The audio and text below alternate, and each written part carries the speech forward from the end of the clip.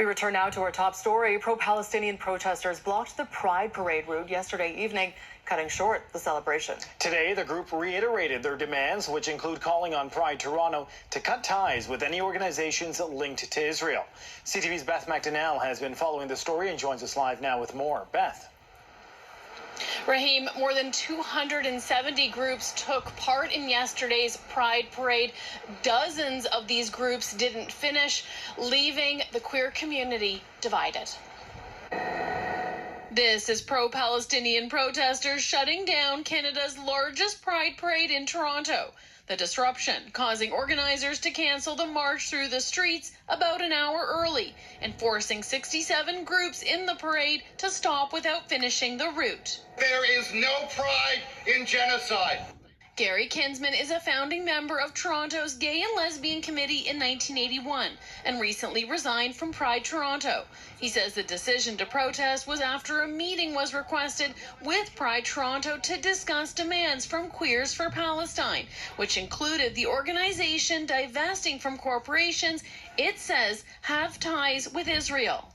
We had 19 members of Pride Toronto, 10 ex-members, hundreds of people from the community asked Pride Toronto to have this special general meeting. They refused. The protest was organized by a newly formed group called the Coalition Against Pinkwashing.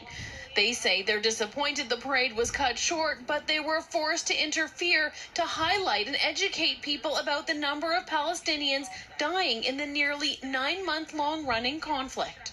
It is utterly shameful that Pride Toronto has turned into a spectacle that glamorizes the very corporations and governments that are oppressing and discriminating against us. Estella Nash is a lesbian who took part in the parade alongside Mayor Olivia Chow. It was really horrifying. It was sad. It was really sad for all of us. There's other times and places you can protest. I mean, we get one little tiny weekend a year to show everybody. While others have been left feeling torn.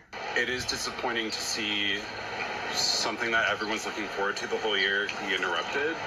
On another hand, there's like a crisis going on in the world, and there should be more of a push to increase awareness of it. The mayor giving these thoughts.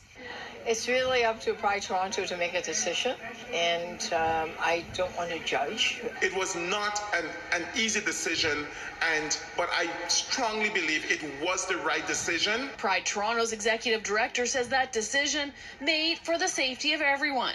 He says a written response was given to groups who wanted information and the meeting in the spring over the demands. You know, when I speak to my colleagues across the world that are leading prides, they have had several meetings and the disruptions still happen. So I cannot say yes or no whether this would have happened. He says shutting down the protest was in the best interest of the community. Protesters said they would rather see a smaller grassroots Pride Parade than a larger one with corporate sponsors they say they can't support. Reporting live in the Village, I'm Beth McDonnell. Rahim, Natalie, back to you. Thank you, Beth.